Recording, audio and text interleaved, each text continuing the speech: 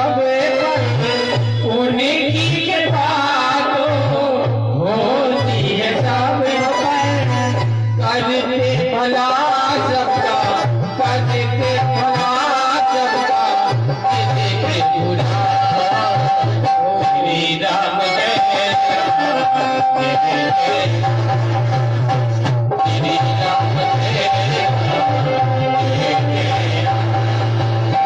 जपेया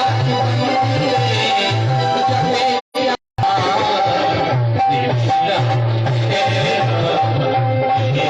जय राम श्री राम जय राम जय राम श्री राम जय राम जय राम।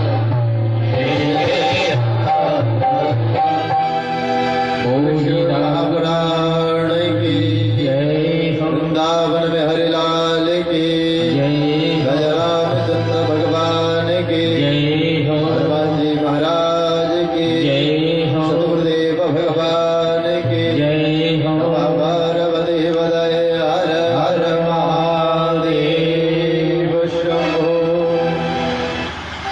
श्री एक बार पुनः समस्त भक्तों को विदित करा दें, कथा कार्य पहुंच चुकी है। जो भी भक्त अभी तक शिविर में ही है शीघ्रता से पधारे।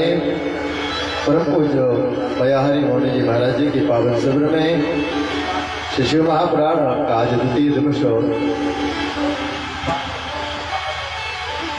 कल हम लोगों ने कथा का मंगलाचरण श्रवण किया। माघ महात्म की महिमा को जाना कि माघ स्नान करने की क्या महिमा है।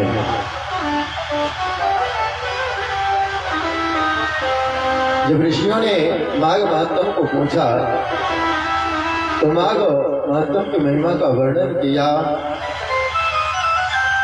सोची कहते, मुनीश्वरों, हम आपको साधुवाद देते हैं। क्यों?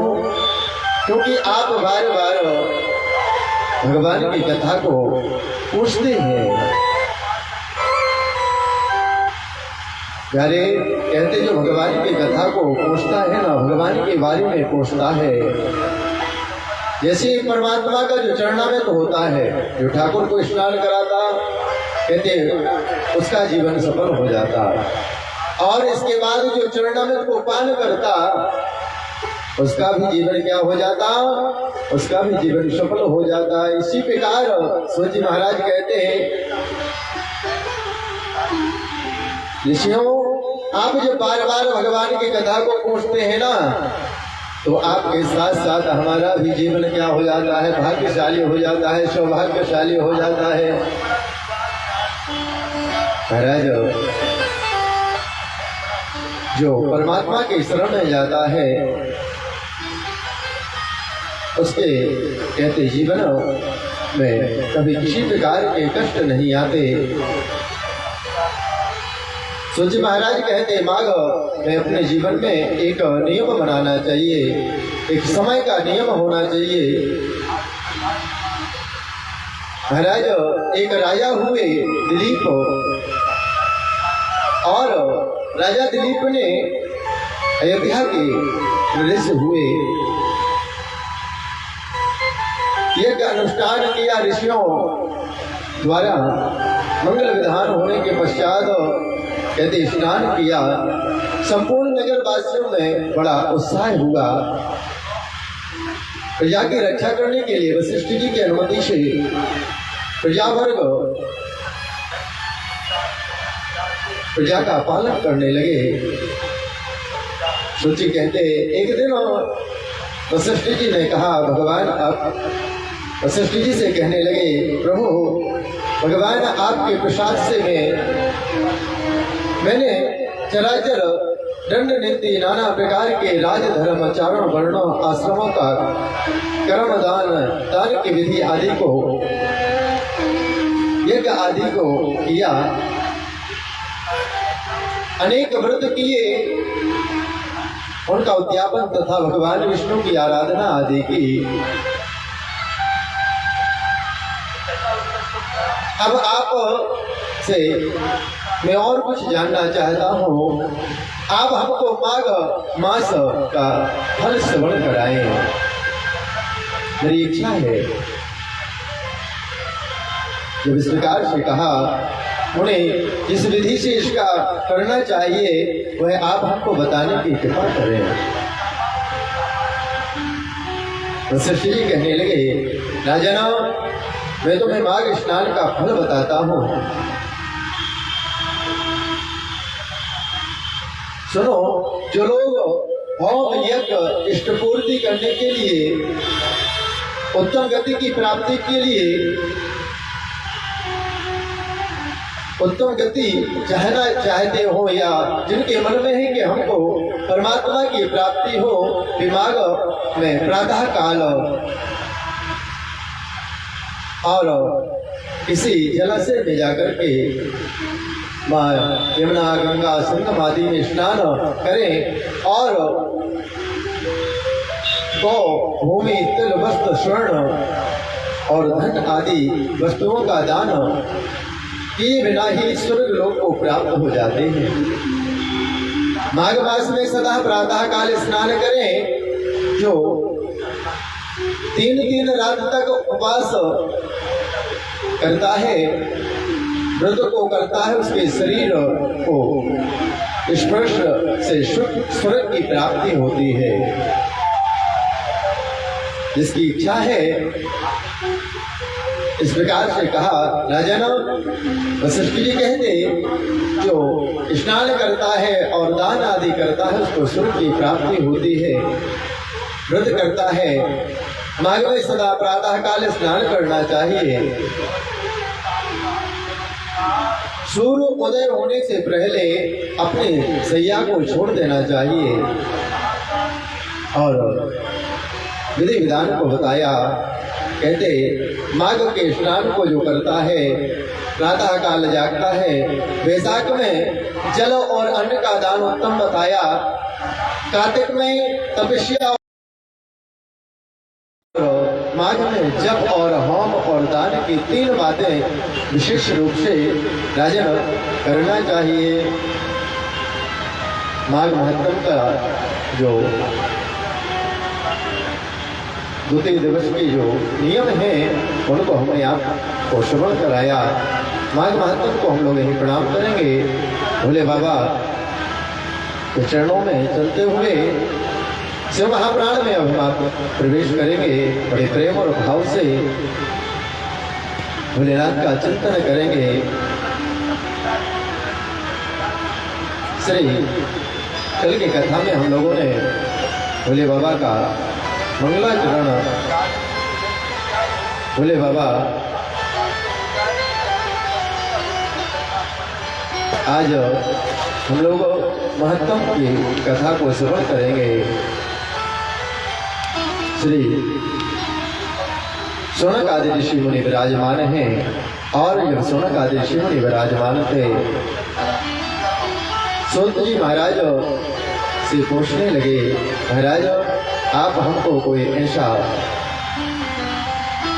ऐसी कोई कथा सुनाएं जिसके श्रवण करने मात्र से या जिसके श्रवण करने से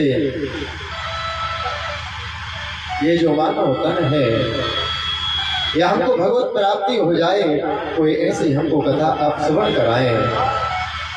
जब इस प्रकार से कहा, शौनक जी कहते, पुण्य बिने सुख न हो, सुख हो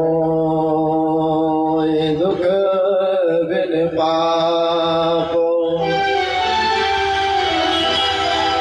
काहू को दोष न दीजिए, तो समझिए अपने आप। हे सूत महाप्रज्ञा,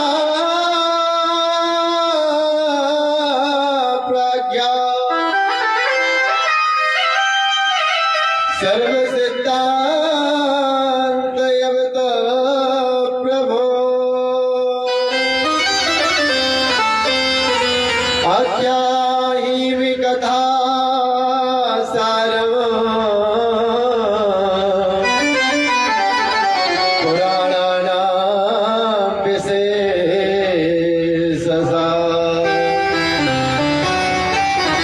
सुनति महाराज कहते हे ही सूतो महाप्राज्ञा, ये सोचिए आपने जो ये भगवान की कथा को सुनने का आग्रह किया,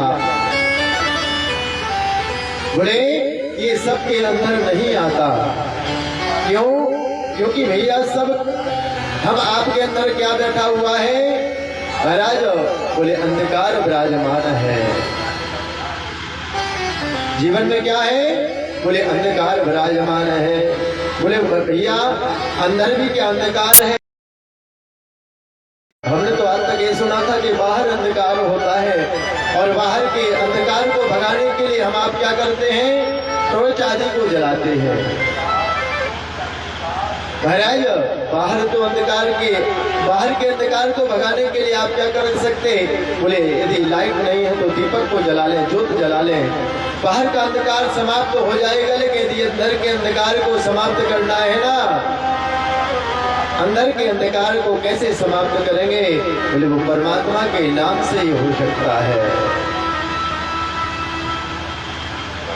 जब तक आप उस परम परमात्मा से यानी नहीं जुड़े जाएंगे, या जब तक उस परम परमात्मा की आप शरण में नहीं चले जाएंगे, तब तक आपको अंदर से विकास प्राप्त नहीं होगा। महाराज अंदर किस प्रकार बोले परमात्मा से जुड़ा जाए? परमात्मा से जुड़ने के लिए कोई उपाय बताएं, कोई ऐसी कथा सुनाएं आप हमको। जब इस प्रकार से कहा, श्री शिव महापुराण की कथा को वर्णन करने लगे। सुनक जी कहते शिव महापुराण भगवान स्वयं शंकर के द्वारा बनाया गया, रचना की गई और श्री शिव महापुराण में 24,000 श्लोकों का वर्णन किया गया। जैसे तो कहते श्री शिव महापुराण में 1,00,000 श्लोक हैं, लेकिन जब इतनी बड़ी शिव पुराण को भोले बाबा ने रचा और नंदीश्वर को सुनाने लगे,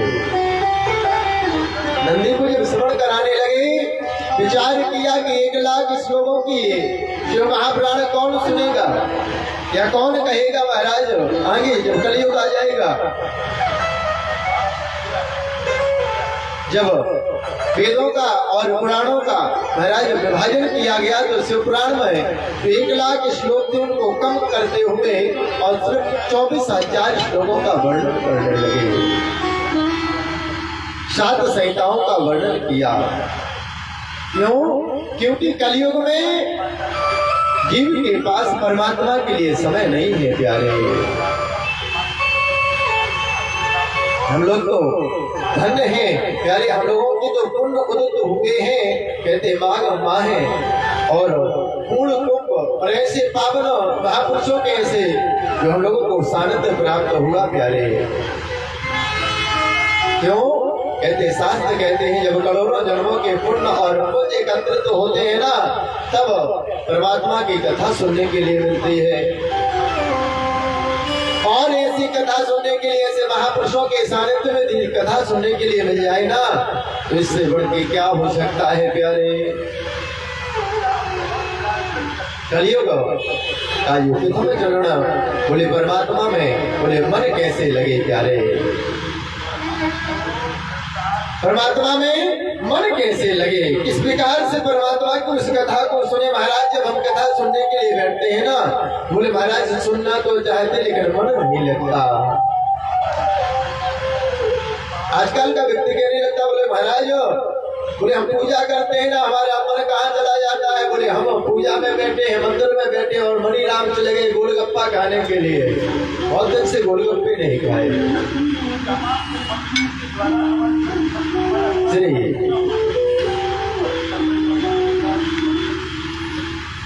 शौनक महाराज कहते नंदीश्वर ने जो 4 कुमार हैं, सनक सनंदन और सनातन, चारों कुमारों को जब इस कथा को सुनाना प्रारंभ किया,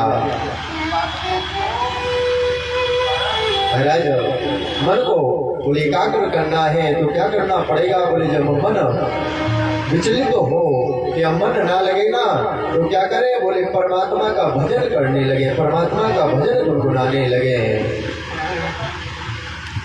जब इस प्रकार से कहा बोले महाराज क्यों?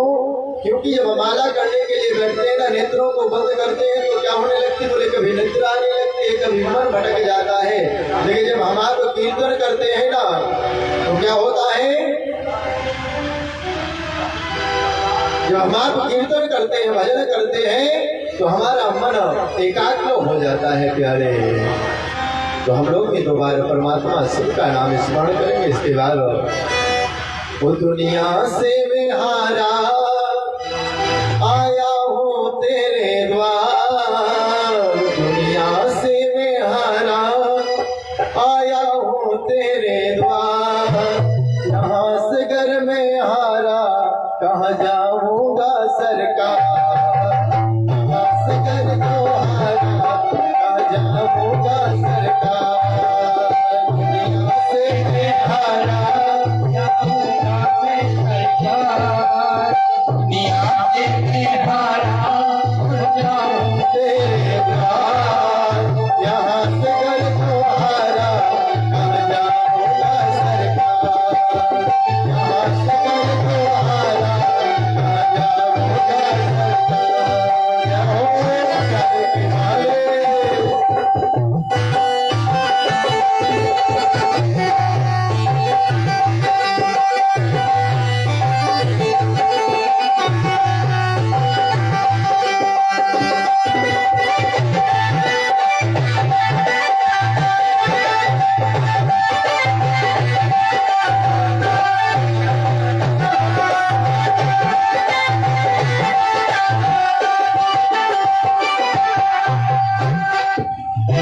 अब भक्त कहता भगवान से बोले बाबा के पास गया और बोले विनती करने लगा, सरकार क्यों हम आप क्या करते हैं? बोले जब दुख होता है ना तभी परमात्मा का हम आप चिंतन करते जाते हैं, जब सुख होता है ना सुख में परमात्मा का हम आप नाम नहीं लेते, और जब महाराज दुख होता है, जब दुख सताने लगता है ना तो क्या करते हैं? उस समय क्या करते हैं? बोले हे प्रभु आप ही हमको बचा सकते हैं। कभी प्रैक्टिकल करके देखना, ट्राई करके देखना, जब सौ के ऊपर बुखार चला जाएगा ना तब अपने आप परमात्मा का नाम निकलता है, हे राम, हे प्रभु, हे ठाकुर, अब तो आप ही हमको बचा सकते, आपके अलावा और कोई हमको बचाने वाला नहीं है। वो दुनिया से मैं हारा तो आया तेरे द्वार, दुनिया से मैं हारा तो आया तेरे द्वार, यहाँ से जो घर हारा कहाँ जाऊंगा सरकार, यहाँ से जो मैं हारा कहाँ जाऊंगा सरकार, यहाँ से जो मैं हारा कहाँ जाऊंगा सरकार।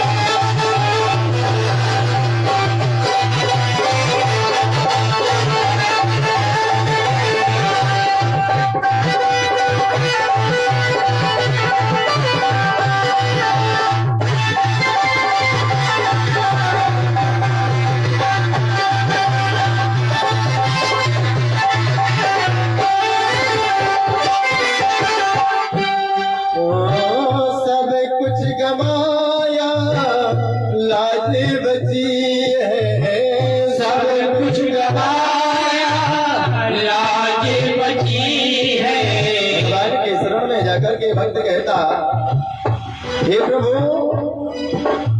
आपसे दूर जाकर के मेरा सब कुछ छिन गया है, सब कुछ गवा दिया मैंने। अब तो सर्वोपरि ये जो लाज है ना वो बची है। ये सरकार ओ सब कुछ गवाया बस लाज बची है। सब कुछ गवाया लाज बची है। सब कुछ गवाया बस लाज बची है। सब कुछ गवाया लाज बची है।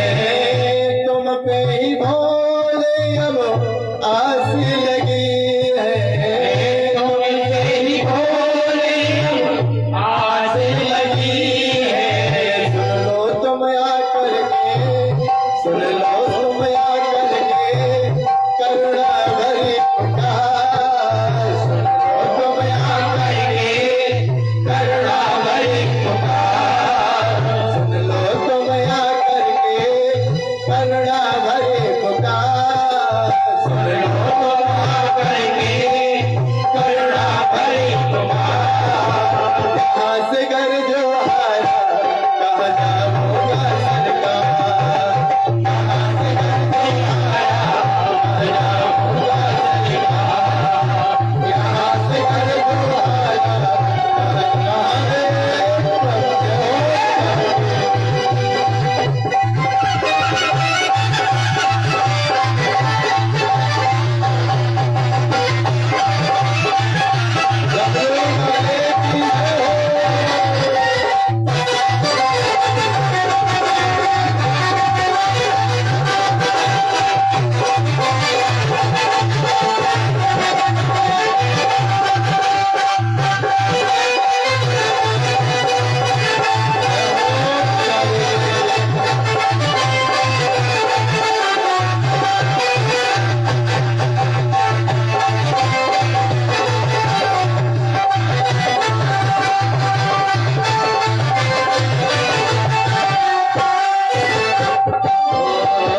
दुनिया से मैं हारा तो आया तेरे द्वार। दुनिया से मैं हारा तो आया तेरे द्वार। यहाँ से घर जो हारा कहा जाऊंगा सरकार।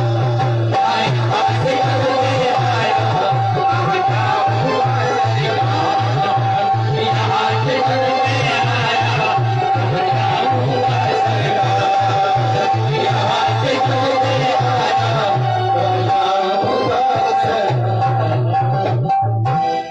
इसको धीमा करो, बहुत तेज है हमारा, अगले को सुनाई नहीं दे रहा है। हाँ, अपने ढोलक के धीमा करो। गुरु शंकर भगवान के जय हो। श्री शिव महापुराण के जय हो। श्री सूची महाराज सोनक आदि ऋषियों को श्रवण कराते ऋषियों ने पूछा था, महाराज आप हमको कोई कथा सुनाएं, अब शिव पुराण को ही क्यों सुनाया?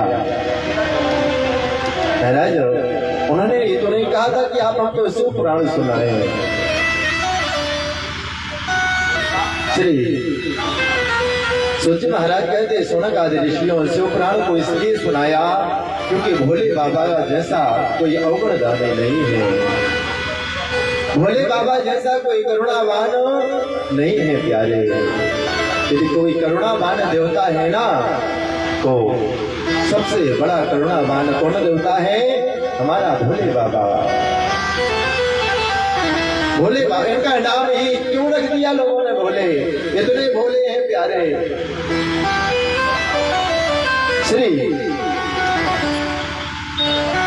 सूची महाराज कहते, सोनक आदि ऋषि, एक बार की बात है, एक प्रकाशुर नाम का एक देवता राक्षस था। भोले बाबा कैसे हैं? प्रकाशुर नाम का एक दैत्य था और भोले बाबा के पास गया, भोले बाबा की आराधना करने लगा, भोले बाबा का चिंतन करने लगा। अब महाराज जैसे चिंतन करने लगा, धीरे धीरे समय बीतता गया। भोले बाबा प्रसन्न हुए और भोले बाबा आकर के सन्मुख प्रकट हो गए। भैया तुमने बहुत भजन किया है, मांगो क्या चाहते हो। अब जैसे ही देखा महाराज विकासुर ने, जैसे ही देखा देख करके और हाथ जोड़ करके कहने लगा, बाबा यदि आप हम पर प्रसन्न हैं कि आप हमको कुछ देना चाहते हैं तो आप हमको ऐसा वरदान दें कि हम जिसके ऊपर हाथ रख दें वो समाप्त हो जाए। महाराज बोले बाबा मुस्कुराने लगे, विचार किया कि आज ऐसा भक्त पहली बार मिला है। अब अच्छा भैया तुम्हारी यही इच्छा है तो हम तुमको वरदान देते हैं, तुम जिसके ऊपर हाथ रख दोगे वो भस्म हो जाएगा। अब महाराज जैसे वरदान दिया, अब बगल में माँ गौरव थी और जैसे मैया को देखा तो असुर है, आसुरी वृत्ति उसी समय महाराज उसके अंदर प्रकट हो गई और विचार करने लगा क्यों ना इस भोले बाबा पर ही हाथ रख दें और इस गौरा को जो ये माँ है महाराज इनको हम ले लें। क्यों? असुर है, असुरों का कोई पता नहीं महाराज। अब आसुरी व्यक्ति जागृत हुई और भोले बाबा के जैसे ही पास जाने लगा, भोले बाबा ने कहा भैया आप जाओ, तुमको हमने वरदान दे दिया। बोले महाराज जब वरदान दिया है तो इसका प्रैक्टिकल सबसे पहले हम आपसे ही करेंगे। ये वरदान अच्छा है या बुरा है ये हम इसका परीक्षण, ये प्रैक्टिकल हम आपसे ही सबसे पहले करेंगे। भोले बाबा ने विचार किया अब क्या करें। अब महाराज भोले बाबा भागना वहां से प्रारंभ कर दिए। महाराज अब भोले बाबा भाग रहे हैं और पीछे से विकासुर भागता हुआ चला जा रहा है। अब नारायण का चिंतन किया, प्रभु आज आपके अलावा मुझे कोई बचाने वाला नहीं है। जैसे ही चिंतन किया और भगवान नारायण ने एक ब्राह्मण का बटुक का भेष धारण किया और महाराज जैसे ही आए अब विकासुर को आवाज देने लगे, रे अरे कश्यप नंदन, अरे विकासुर कहाँ भागते जा रहे हो। महाराज जब नाम लिया अब विकासुर ने विचार किया ये ब्राह्मण कौन है जो हमारे वंशों का नाम जानता है। बोले भैया अभी हम आपसे बात नहीं करेंगे, अभी हम जा रहे हैं। बोले कहाँ जा रहे हो। बोले हम आपसे बात करने में दिक्कत गए ना, उलझ गए तो ये भोले बाबा भाग जाएगा। अरे तो भैया बताओ तो क्यों भाग रहे हो। बोले इसने हमको वरदान दिया है कि जिसके सिर पर हाथ रख दोगे ना वही भस्म हो जाएगा। किसने दिया? भोले बाबा ने।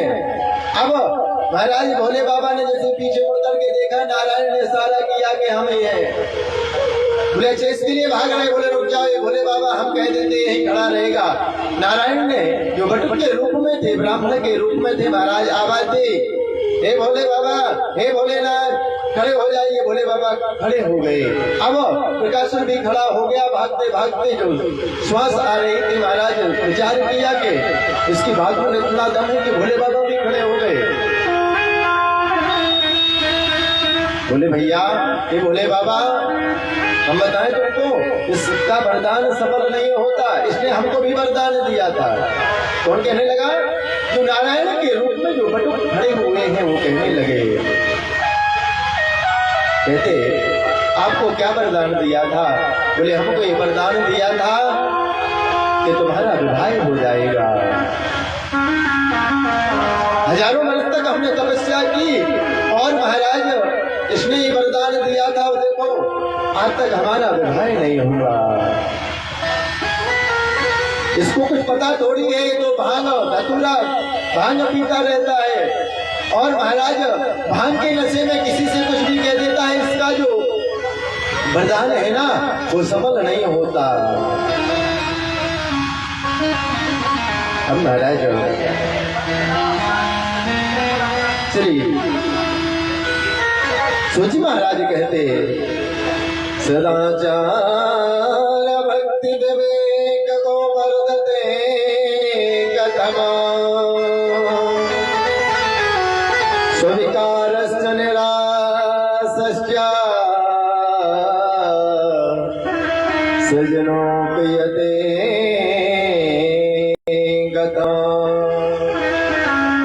महाराज प्रकाशन ने पुनः पूछा तो अच्छा ही बताओ ये भाग क्यों रहा है? यदि इससे वरदान सफल नहीं होते तो ये क्यों भागा जा रहा है? बोले इसके अंदर यही तो कला है कि वरदान देने के बाद ये क्या करता है? बोले ये भाग रहा है कि इसको ये वरदान झूठा ना लगे, मिथ्या ना लगे और सत्य लगे, सत्य मालूम हो। बोले सुनो, हम बताते एक काम करो, आप ऐसा हाथ करो और यदि गर्म लगे ना तो जान जाना कि इसके वरदान में कुछ शक्ति है। और महाराज जैसे ही ऐसा हाथ किया जो बटुक के रूप में भगवान नारायण थे उसके हाथ को उसके सिर पर ही रख दिया और उसी समय वो गोविंदाय नमो नमा हो गया। बस उसका नाम जो विकासुर था उससे आज से क्या पड़ गया? भस्मासुर पड़ गया। महाराज बोलो शंकर भगवान की जय हो। अब महाराज जैसे ही भस्म हुआ भगवान नारायण ने कहा भोले बाबा से, बाबा आजकल के भक्त क्या हो गए? बोले बहुत चतुर हो गए। आजकल के भक्त कैसे हो गए? बहुत चतुर हो गए, सोच समझ करके दिया करो तो वरदान। श्री सोची महाराज कहते, सुनक आदि ऋषियों शिव पुराण को हम क्यों सुना रहे हैं? भोले बाबा जितना सरल कोई देवता नहीं है प्यारे, इसलिए हमने तुमको शिव पुराण सुनाने, जब तुमने पूछा ना कि महाराज आप हमको सत्संग कोई कथा सुनाए तो शिव पुराण को सुनाया। महाराज अब जब इस प्रकार से कहा तो सोची महाराज कहते, शुनक आदि ऋषियों भोले बाबा वहां से गए, भगवान शिव का जो नाम है, भगवान शिव का नाम जब हम आप कहते ना हर हर महादेव नाम की महिमा को पूछा।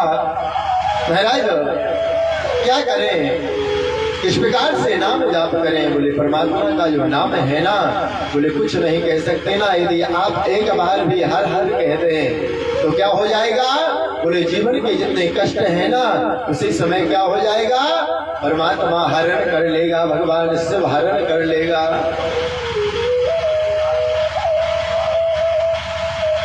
महाराज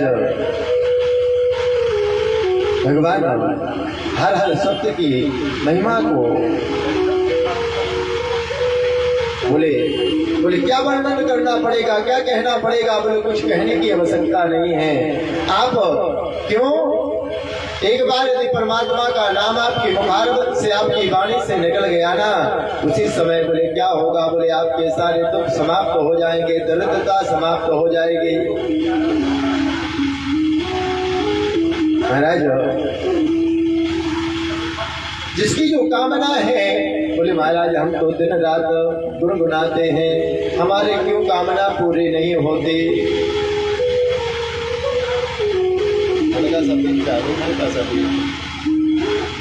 बोलो शंकर भगवान की। अब महाराज बोले कामना पूरी क्यों नहीं होती? श्री सोची महाराज कहते, शौनक आदि ऋषियों भगवान कैसे हैं? जिस प्रकार माता पिता होते ना, पुत्र को कौन सी वस्तु अच्छी है, कौन सी वस्तु अपने पुत्र या पुत्री को देनी चाहिए, माता पिता वही वस्तु देते हैं। जो बालक बालिका होते, जो पुत्र पुत्रियां होती हैं, उनकी इच्छाएं तो बहुत होती हैं, लेकिन माता पिता पुत्र को वही देते हैं जो उसके लिए अच्छा हो। इसी प्रकार परमात्मा क्या है? जगत का पिता है प्यारे। सूची महाराज कहते परमात्मा क्या है? बोले जगत का पिता है। और परमात्मा अपनी संतान को वही देता है जो उसके लिए अच्छा हो, अनुकूल हो।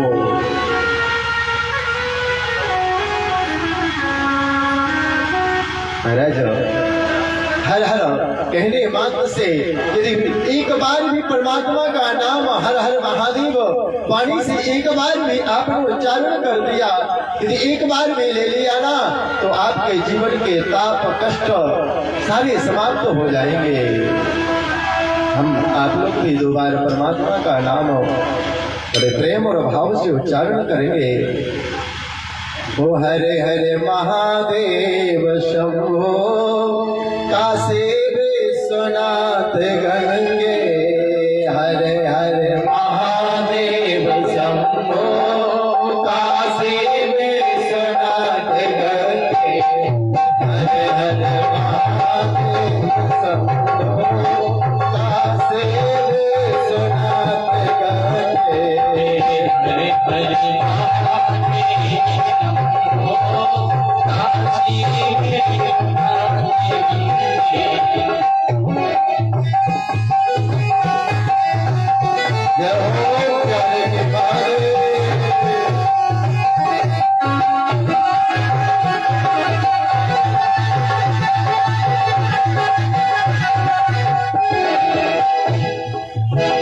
हरे हरे महादेव शंभो काशी